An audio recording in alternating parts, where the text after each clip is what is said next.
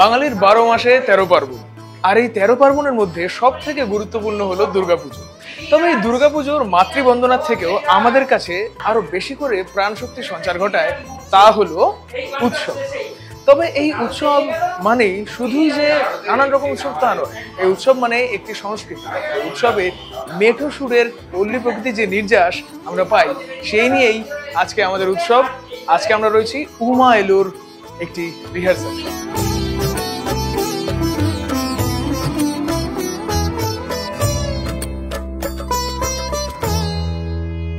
উমার ক্যারেক্টারটাই আমি প্লে করছি, সমস্তটাই গান দিয়ে হচ্ছে আর কি। মানে আমিও যখন কাউকে কোনো কিছু বলছি সেটাও গানের মাধ্যমে বলছি, সে যখন রিপ্লাই করছে আমাকে সেটাও গানের মাধ্যমেই সে করছে। মানে পুরোটাই একটা মানে স্টোরি এখানে দেখানো হচ্ছে, মানে শিবের আর দুর্গার, তার সাথে মেনকা আছে, গিরিরাজ আছে। তো অনেক গ্রুপ ডান্সও আমরা দেখতে পাবো এই ডান্স ড্রামাটার মধ্যে।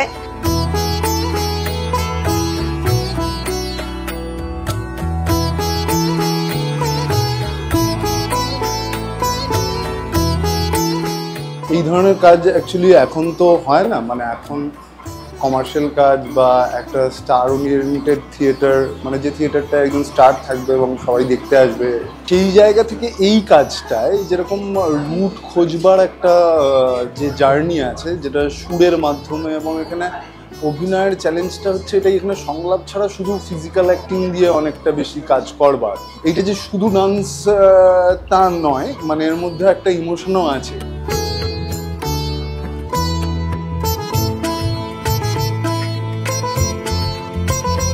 আমার চরিত্রটা হচ্ছে গিরিরাজের, মানে উমার বাবা। সব থেকে ইন্টারেস্টিং পার্ট হচ্ছে এর গানগুলো। এই গানগুলো এখন সচরাচর শোনা যায় না, এবং সেই গানগুলোর উপর আধার করে যে এর গতিপথটা, সেটা শুধু নৃত্যনাট্যতে আটকে থাকছে না, সেটার ব্যাপ্তিটা অনেক বড়।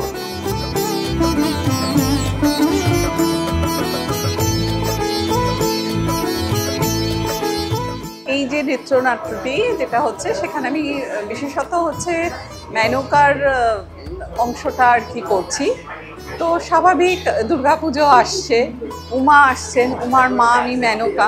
চারিদিক থেকে খবর পাচ্ছে যে শিব কী ধরনের, হর কী ধরনের মানুষ, তার মেয়ের স্বামী, তার মানে মেয়ে অনেক অত্যাচারিত হচ্ছে, অনেক কিছু হচ্ছে।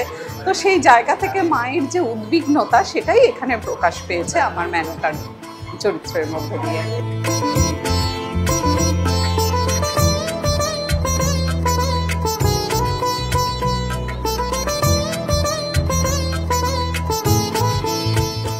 মূলত এই ভাবনাটাকে যে আমাদের সম্পর্কগুলো অত্যন্ত দামি, সেগুলোকে রক্ষা করতে হবে। সুরগুলো ভীষণ আন্তরিক, সেগুলো আমাদের বয়ে নিয়ে যেতে হবে।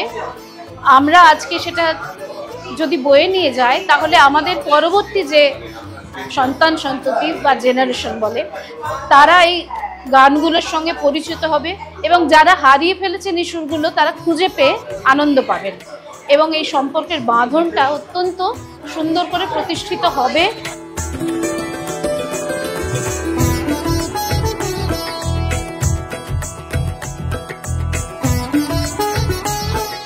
উমা এলো বাপের বাড়ি, এই যে মানে দেবীকে একেবারে ঘরের মানুষ করে নিয়ে, তাকে সেইভাবে তার মান ভঞ্জন, তার বাড়ির মায়ের কথা মনে পড়ছে, এরকম উৎসবের দিনে সবাই প্রস্তুত, আমি কেন বাপের বাড়ি যাব না, এই যে ব্যাপারটা, এইটাকে ঘিরেই আমরা ভাবনা শুরু করি, এবং সেভাবেই গানে গানে এইটা তৈরি করা হয়।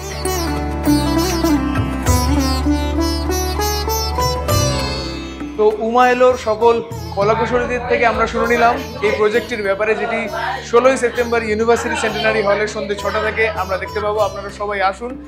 এই নৃত্যনাট্যটি বা এই প্রজেক্টের থেকে আমরা যেরকম আশা রাখতে পারি যে আজকের দিনে দাঁড়িয়ে যে কমার্শিয়াল অ্যাসপেক্টে আমরা চলে এসেছি, আমরা সবাই কোথাও না কোথাও উৎস থেকে দূরে চলে যাচ্ছি, সেইখানে এই প্রজেক্টটি আমাদেরকে আরও উৎসের দিকে নিয়ে যেতে চলেছে।